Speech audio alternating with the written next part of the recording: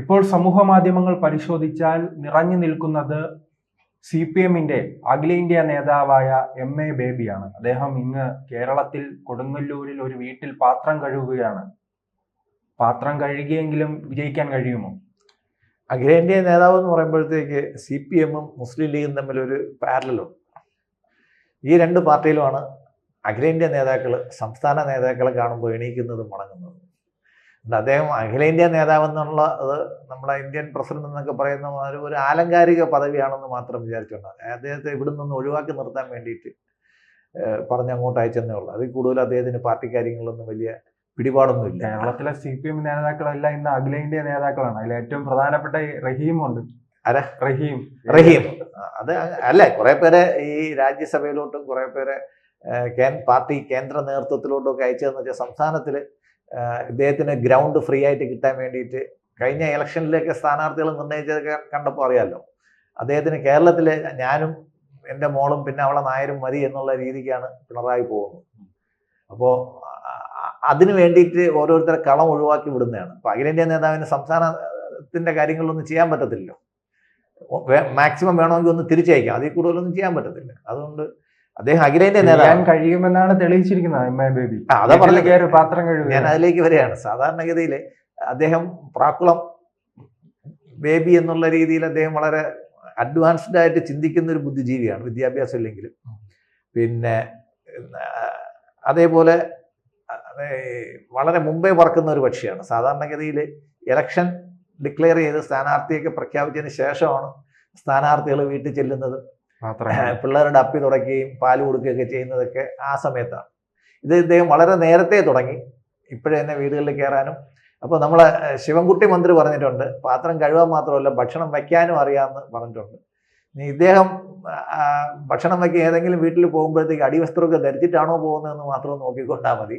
ആർഷമൊക്കെ ആണെങ്കിൽ ഇങ്ങനെ ഒരു സാധനം ഇടാതെ പോകുന്ന ആൾക്കാരാണ്. അതുകൊണ്ട് ഇനി വേറൊരാൾ പറഞ്ഞ പോലെ വീട്ടിൽ ചെല്ലുമ്പോഴത്തേക്ക് അവരെ ആട്ടിയിറക്കുമോ, വീട്ടുകാർ തുപ്പുമോ, അതോ തിളച്ച വെള്ളം എടുത്ത് ഒഴിക്കുമോ എന്നൊക്കെ ഉള്ളൊരു പേടിയില്ല. ഒരു ഗ്രൗണ്ട് ടെസ്റ്റിംഗ് ആണ് നടത്തി നോക്കിയത്. ആദ്യം കയറിയത് അടുക്കളയിൽ തന്നെ വീട്ടുകാർക്ക് ഇന്ന് ജോലിക്കാർക്കാണ് ഇവിടെ ഭയങ്കര ഡിമാൻഡ്. ഒരു പാത്രം കഴുകാൻ ഒരാളെ കിട്ടി ആരെങ്കിലും വേണ്ടെന്ന് പറയത്തില്ല.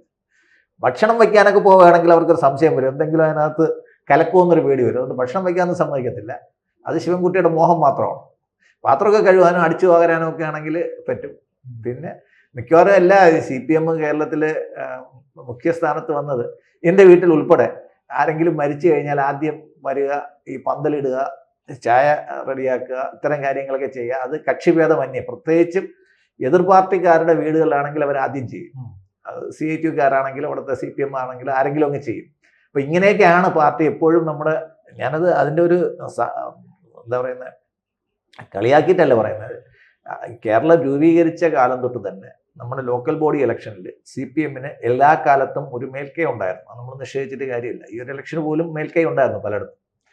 അതുണ്ടാവാനുള്ള കാരണം ഈ പ്രാദേശിക വിഷയങ്ങളിൽ, നമ്മളെ സന്ദേശം സിനിമയിൽ പറഞ്ഞ മാതിരിയാണ്, പ്രാദേശിക വിഷയങ്ങളിൽ CPM എപ്പോഴും കക്ഷിഭേദമന്യേ ആൾക്കാരുമായിട്ട് ഇടപെടാനും അവരെ സഹായിക്കാനും അവർക്ക് പലവിധ സഹായങ്ങൾ ചെയ്തു കൊടുക്കാനും ഒക്കെ CPM മുതിരുന്നുണ്ടായിരുന്നു. അതാണ് ഈ ലോക്കൽ ബോഡി ഇലക്ഷനിൽ CPM എപ്പോഴും ഒരു മേൽക്കൈ നേടാനുണ്ടായ ഒരു കാരണം.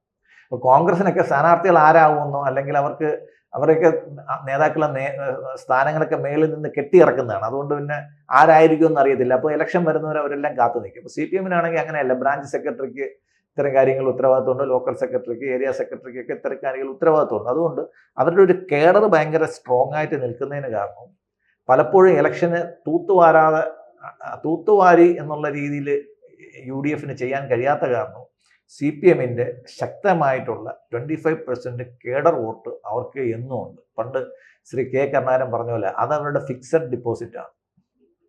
ഈ 25% മേളിൽ എത്ര കിട്ടുന്നു എന്നുള്ളതാണ് അവരുടെ ഇലക്ഷൻ പ്രൊപ്പഗണ്ട. അതായത് 25% അവരുടെ ഫിക്സഡ് ആണ്. അതിന് മേലിലുള്ളത് ഇപ്പോൾ ഏകദേശം ഒരു 20% ഒരു ഫിക്സഡ് ആയിട്ട് CPM കോൺഗ്രസിനുണ്ടാവാം. കാര്യം അവരുടെ സാമുദായിക മത അങ്ങനെയൊക്കെ ഉള്ള ഘടന വെച്ചിട്ടുണ്ടാവും. അതുകൊണ്ട് ഇപ്പോൾ വന്നേക്കുന്നത് വേറൊരു കളിയാണ് വന്നേക്കുന്നത്. ബേബി പാത്രം കഴുകുന്നതൊക്കെ ഒരു കള്ളക്കളിയാണ്.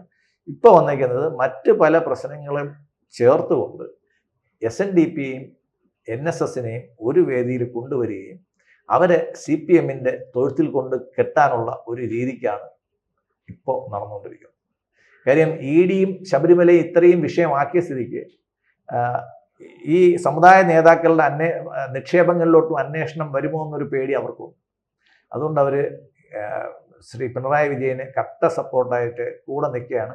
പണ്ട് ഉള്ളവർ പറഞ്ഞ പോലെ കൂടെ ചാവാൻ വേണ്ടിയിട്ട് നിൽക്കുകയാണ്. തീരെയാണെങ്കിൽ ഏകദേശം ഒരുമിച്ച് തീരും. നമുക്ക് അറിയാം, ഈ പോപ്പ് നേരത്തെ ഒരിക്കൽ തിരുവനന്തപുരത്ത് വന്നിട്ട്, എനിക്ക് തോന്നുന്നു എൻ്റെ ഓർമ്മ ശരിയാണെങ്കിൽ വിജയകുമാറിന് വേണ്ടിയിട്ട് ഇടയ്ക്ക് തിരുവനന്തപുരത്ത് പുള്ളിക്കാരൻ ഒരു പ്രസംഗിക്കുകയോ ആഹ്വാനം ചെയ്യുകയോ ഒക്കെ ചെയ്തു. അദ്ദേഹം ഭംഗിയായിട്ട് തോറ്റു. തിരുവനന്തപുരം എനിക്കൊന്ന് ഈ വട്ടിയൂർക്കാവുന്നത് ഒരിക്കൽ വന്നു ആഹ്വാനമൊക്കെ ചെയ്തിട്ട് പോയി, അദ്ദേഹം ഭംഗിയായിട്ട് തോറ്റു. അപ്പോൾ ഈ സമുദായ നേതാക്കളായിരിക്കുന്നിടത്തോളം നേതാക്കളാണ്. ഇപ്പം സുകുമാരൻ ചേട്ടനെ മണിച്ചേട്ടാ എന്ന് വിളിച്ചാൽ മണിച്ചേട്ടൻ അതുവരെ മണിച്ചേട്ടനാണ്. എടാ മണി എന്ന് വിളിച്ച് തുടങ്ങിക്കഴിഞ്ഞ് കഴിഞ്ഞാൽ പിന്നെ മണി ഒന്നുമല്ലാതാവും. ഈ സുകുമാരൻ നായരുടെ പിൻ ചരിത്രത്തിലോട്ടൊക്കെ പോയി കഴിഞ്ഞാൽ ഒരുപാട് നമുക്ക് പറയാൻ പറ്റും. നമ്മുടെ എന്താ പറയുന്ന സഭ്യമല്ലാത്ത ഒരുപാട് കാര്യങ്ങൾ അതിനകത്ത് വരും. അദ്ദേഹവും മകളും കാണിച്ചു വയ്ക്കുന്നത് അതിനേക്കാളും ഒക്കെ ഒരുപാട് കാര്യങ്ങളാണ്. വെള്ളാപ്പള്ളിയും മകനും കാണിക്കുന്ന ഇപ്പം കോർഡിനേഷൻ കമ്മിറ്റിയിൽ അച്ഛനും മോനും കൂടെ ഒരുമിച്ചാണ് കോർഡിനേഷൻ കമ്മിറ്റി. അച്ഛൻ ഏത് മുന്നണിയിലാണെന്ന് അച്ഛൻ ഇപ്പം പറഞ്ഞു. അച്ഛൻ ഇപ്പം CPMന്റെ കൂടെയാണ്, മോൻ BJPയുടെ കൂടെയാണ്. പക്ഷേ കോർഡിനേഷൻ കമ്മിറ്റിയിൽ രണ്ടുപേരും ഉണ്ട്, അച്ഛനും ഉണ്ട് മോനും ഉണ്ട്. പിന്നെ അമ്മയും മരുമകളും എല്ലാവരും കാണുകയും ചെയ്യും.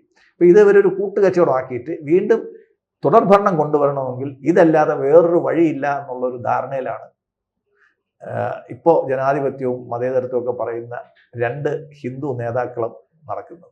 അവരിപ്പോൾ സമ്മതിച്ചിട്ടുണ്ട്, ഞങ്ങൾ ഹിന്ദുക്കളാണ് സമ്മതിച്ചിട്ടുണ്ട്. വലിയൊരു മാറ്റം വന്നിരിക്കുന്നത് ഇത്രയും കാലം നായർ ഹിന്ദു നായരാണെന്ന് പോപ്പും സമ്മതിച്ചിട്ടില്ല, ഈഴവൻ ഹിന്ദു ഈഴവനാണെന്ന് നമ്മുടെ മുതലാളി സമ്മതിച്ചിട്ടില്ല. പക്ഷെ ഇപ്പോൾ വരുന്നുണ്ട് ഞങ്ങൾ ഹിന്ദു സമുദായത്തിന്റെ ആൾക്കാരാണ്, ഹിന്ദു സംഘടനകളാണ്.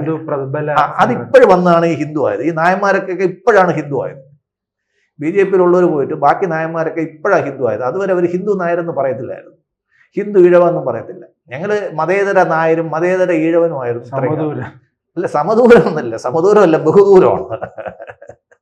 ഇയാളിത് ആരെ പറ്റിക്കാൻ? ഇയാൾക്ക് വിവരമില്ല, വിദ്യാഭ്യാസമില്ല, സംസ്കാരമില്ല. ഈ നായർ സമുദായത്തിൻ്റെ പോപ്പായിട്ടിരിക്കുന്ന ആളാണ്. മന്നത്ത് ആചാര്യൻ ഇവിടെ കിടക്കുന്നു. ഇന്നലെ ഞാനൊരു ലേഖനം വായിച്ചിട്ടുണ്ടായിരുന്നു, മന്നത്ത് പത്മനാഭൻ്റെ ആത്മകഥയിൽ നിന്ന്. അദ്ദേഹം വിശന്ന് വലഞ്ഞ് പിരിക്കാൻ നടന്നിട്ട് വിശന്ന് വലഞ്ഞ് ഒരു വീട്ടിൽ ചെന്ന് ചക്കപ്പുഴുക്ക് കഴിച്ചതിൻ്റെ കഥയും അതിൻ്റെ സ്വാദുമൊക്കെ അദ്ദേഹത്തിൻ്റെ ആത്മകഥയിൽ പറയുന്നുണ്ട്.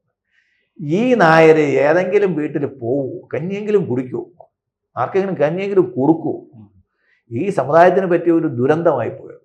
എന്തായാലും ഇവരെല്ലാം കൂടെ ഒരുമിച്ച് നിന്ന് ഹിന്ദു സമുദായത്തെ നന്നാക്കി കളയുമെന്നാണ് പറയുന്നത്. നമുക്ക് നോക്കാം അവർ ഏതറ്റം വരെ പോകുമെന്ന് നോക്കുന്നു. എന്തായാലും പിണറായി ഭരണം മൂന്നാമത് വരുമെന്നുള്ള കാര്യം ഉറപ്പാണ്. കാര്യം വെള്ളാപ്പള്ളിയും സുകുമാരൻ നായരും കൂടെ കൂടിയിട്ടുണ്ട്. നാം ഈ AKG സെന്ററിന്റെ ഉദ്ഘാടനത്തിൽ ഉൾപ്പെടെ കണ്ടതാണ്.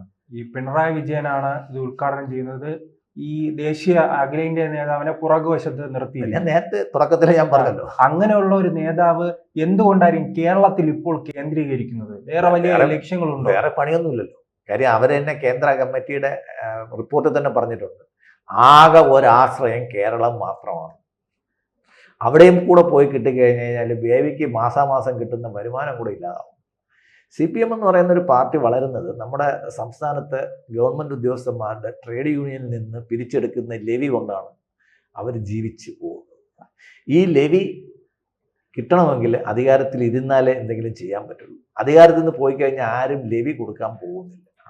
ഇപ്പോൾ ഈ ഇലക്ഷനിൽ വരാൻ പോകുന്നത് ഒരു ഹാങ്ങിങ്, ഒരു തൂക്ക് സമയമായിരിക്കാനാണ് പൊതുവെ ഒരു സാധ്യത കാണുന്നത്. കാര്യം ഇന്ത്യയിൽ മൊത്തത്തിൽ ഉണ്ടാകുന്ന BJPയുടെ വളർച്ച ഒരിക്കലും കേരളത്തിൽ ഉണ്ടാവില്ല എന്ന് വിശ്വസിക്കാൻ വേണ്ടിയിട്ടുള്ള മണ്ടന്മാരൊന്നുമല്ല നമ്മൾ.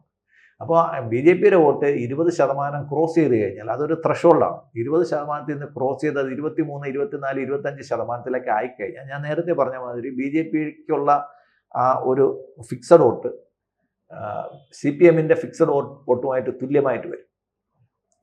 അപ്പോൾ അങ്ങനെ വന്നു കഴിഞ്ഞാൽ കേരളത്തിൽ ഉണ്ടാകുന്ന സീറ്റുകൾ, ഇപ്പോൾ CPI പോലുള്ള പാർട്ടികൾക്കൊന്നും വലിയ സീറ്റൊന്നുമില്ല, പക്ഷേ സീറ്റുകൾ ഇപ്പം കോൺഗ്രസ് ആണെങ്കിൽ വളരെ നേരത്തെ തന്നെ സ്ഥാനാർത്ഥികളെ പ്രഖ്യാപിക്കാൻ, ഈ മാസം 30-ാം തീയതിക്ക് മുമ്പ് തന്നെ സ്ഥാനാർത്ഥികളെ പ്രഖ്യാപിക്കും എന്നാണ് പറയുന്നത്.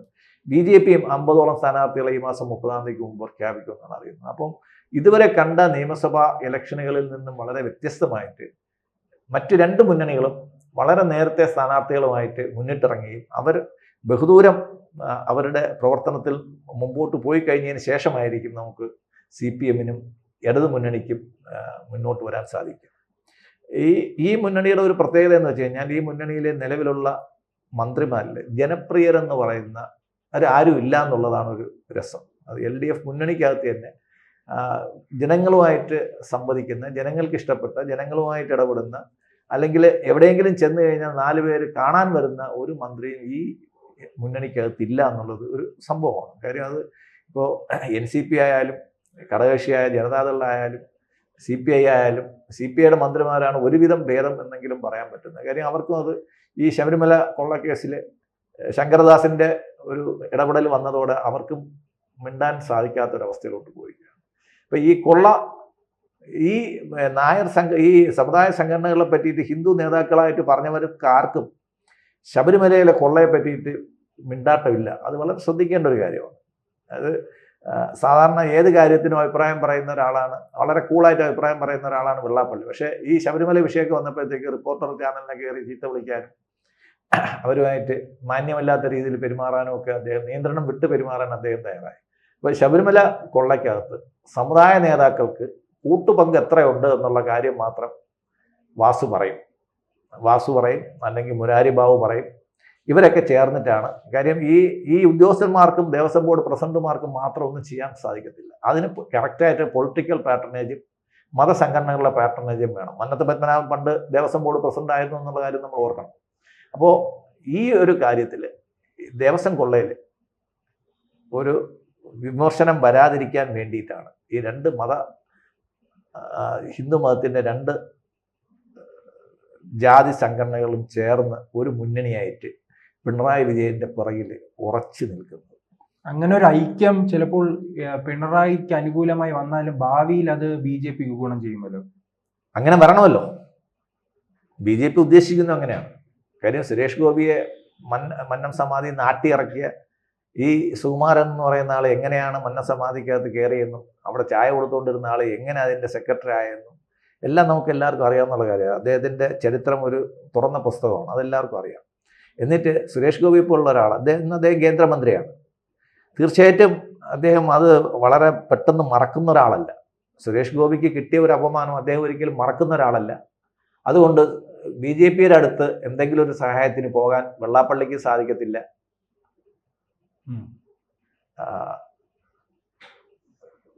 സുകുമാരൻ നായർക്ക് സാധിക്കും. മാത്രമല്ല അടുത്ത സർക്കാർ കൊണ്ടുവരികയാണെങ്കിൽ ഈ BDJS എന്ന് പറയുന്ന ഒരു പാർട്ടി തന്നെ അവർക്ക് എടുക്കാൻ പറ്റാത്ത 50-60 സീറ്റൊക്കെയാണ്. എനിക്കൊന്ന് 70 സീറ്റ് ചോദിച്ചെന്ന് തോന്നുന്നു. 70-50 സീറ്റ് ചോദിച്ചു നിയമസഭയിലേക്ക് വേണ്ടിയിട്ട്. എന്തിനാന്ന് വെച്ച് കഴിഞ്ഞാൽ ആ സീറ്റ് ഇപ്പോൾ 2-3 പേര് മുന്നണിയിൽ എടുത്തതിൻ്റെ കൂടെ BDJSനെയും കൂടെ മുന്നണിയിൽ എടുക്കുകയാണെങ്കിൽ, ജയിക്കുകയാണെങ്കിൽ മോനെ ഒരു മന്ത്രിയാക്കാം എന്നൊരു പ്രതീക്ഷയെങ്കിലും ധൃതരാഷ്ട്രത്തെ പോലെ നമ്മുടെ വെള്ളാപ്പള്ളിക്കുണ്ടാവും. അവസാനത്തെ ഒരാഗ്രഹം മകനെ എവിടെയെങ്കിലും കൊണ്ടൊന്ന് എത്തിക്കുക എന്നുള്ള ആഗ്രഹം. കേന്ദ്രത്തിൽ മന്ത്രിയാക്കാൻ വിചാരിച്ചിട്ട് 15 വർഷം കൊണ്ട് നടന്നില്ല. കേരളത്തിലൊരു മന്ത്രിയെങ്കിലും ആക്കാൻ സാധിക്കും എന്നുള്ള ഒരു ധൈര്യം അദ്ദേഹത്തിനുണ്ട്. അതിനു വേണ്ടിയിട്ടാണ് അദ്ദേഹം മുൻകൂട്ടി പിണറായിക്ക് പിന്തുണ കൊടുത്തേക്കുന്നത്.